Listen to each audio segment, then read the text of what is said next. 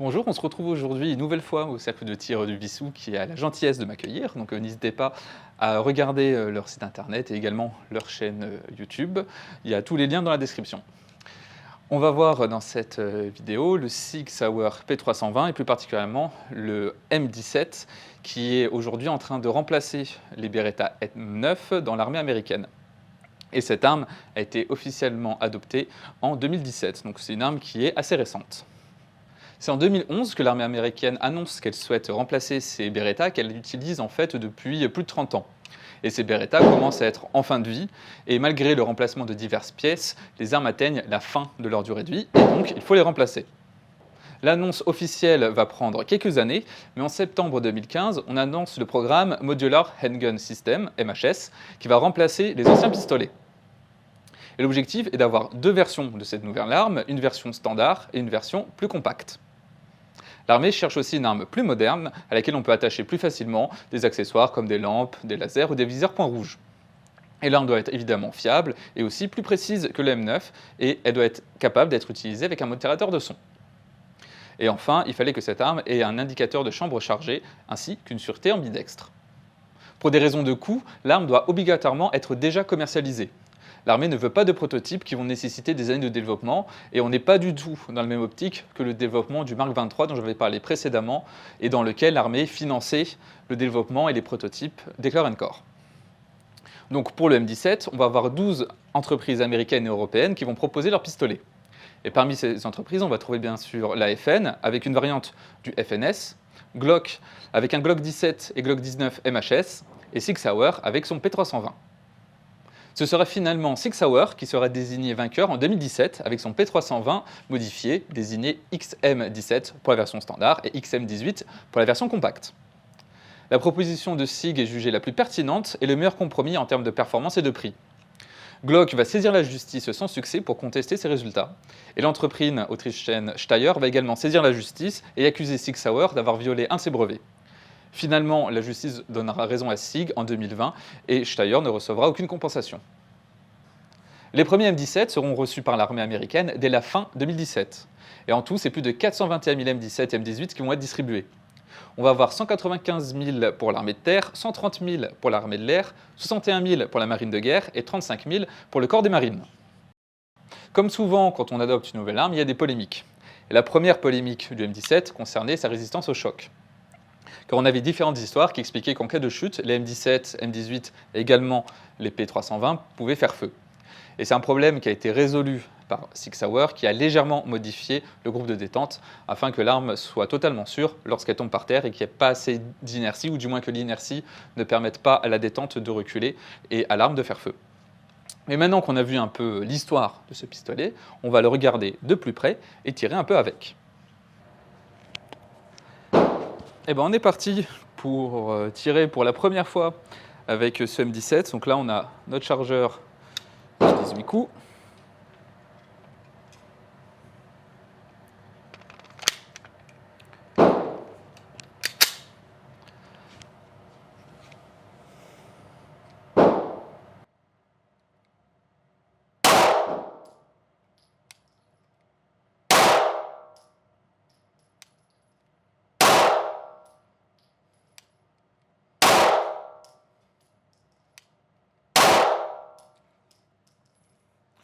La détente est moins sympa que le précédent SIG qu'on a pu voir, mais pour une détente combat, c'est assez correct. Le début est un peu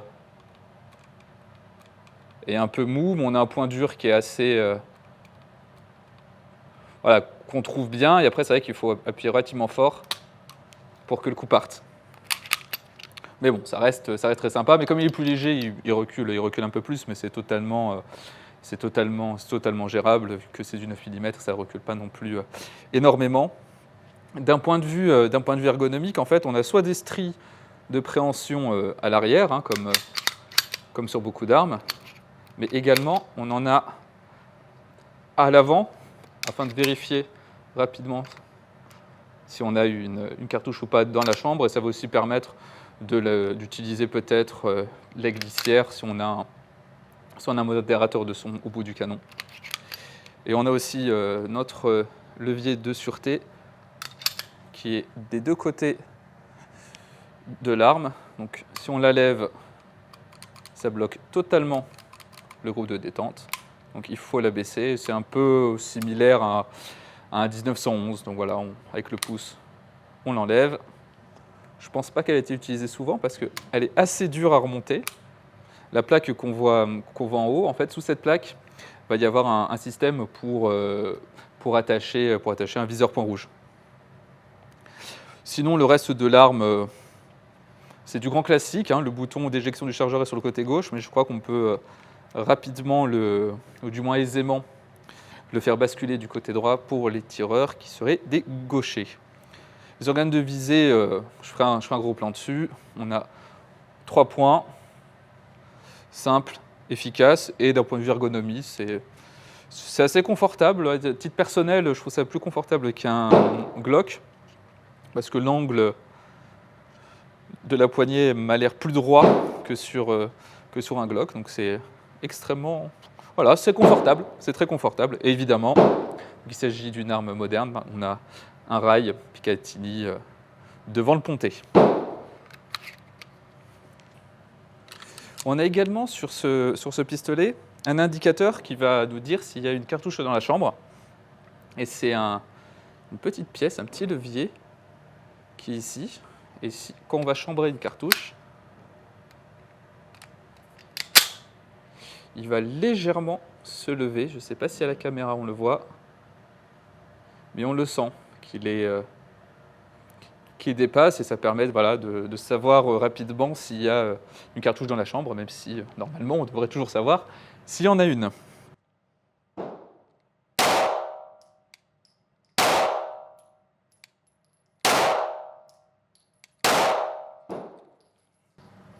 On peut remarquer qu'en fait, au-dessus du chargeur, là au niveau du petit chargeur, il y a un petit creux.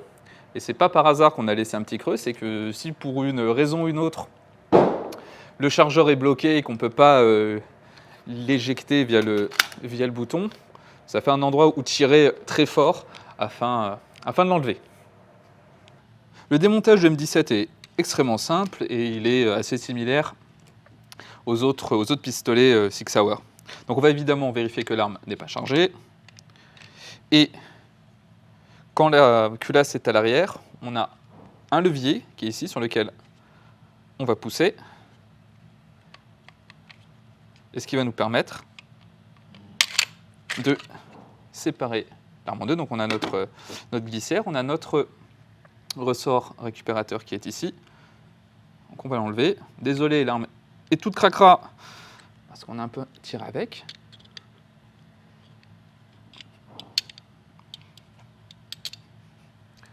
Voilà notre ressort. Et on a notre canon, donc canon avec une action branding extrêmement simple. On peut voir, alors je ne sais pas si on va bien le voir à la caméra, mais je ferai des gros plans si besoin. Notre griffe de l'extracteur qui est ici, et ça, cette petite pièce qui remonte un peu, c'est notre indicateur de munitions. C'est-à-dire que quand on a une cartouche dans la chambre, il va légèrement se lever pour indiquer la présence d'une cartouche. On a également ici une plaque qui va nous permettre, en fait, qu'on l'enlève, de pouvoir monter une optique, un viseur point rouge. Mécaniquement, le M17 utilise un système assez similaire à un Glock avec un percuteur qui est partiellement préarmé. D'ailleurs, on peut voir ici, là, une partie du percuteur qui va légèrement reculer, qu'on appuie sur la queue détente, puis qui va se relâcher afin de percuter l'amorce. Le M17 est en train de devenir l'arme standard de l'armée américaine après le Beretta M9, qui lui a remplacé le 1911. Cette arme est une arme qui est fiable et moderne et qui va permettre de remplacer les anciens M9 qui commencent sérieusement à accuser de leur âge. Et ce M17 va permettre aux soldats d'avoir une arme plus moderne et cela va peut-être engendrer la généralisation des optiques, non plus uniquement sur les armes longues, mais également sur les armes de poing. En tout cas, j'espère que cette vidéo vous aura plu. N'hésitez pas à vous abonner à la chaîne et si vous pouvez soutenir mon travail, à devenir un tipeur. Tous les liens sont dans la description. Et encore une fois, un grand merci au Cercle de tir de Bissou qui m'accueille. Sur ce, on se dit à bientôt pour une prochaine vidéo.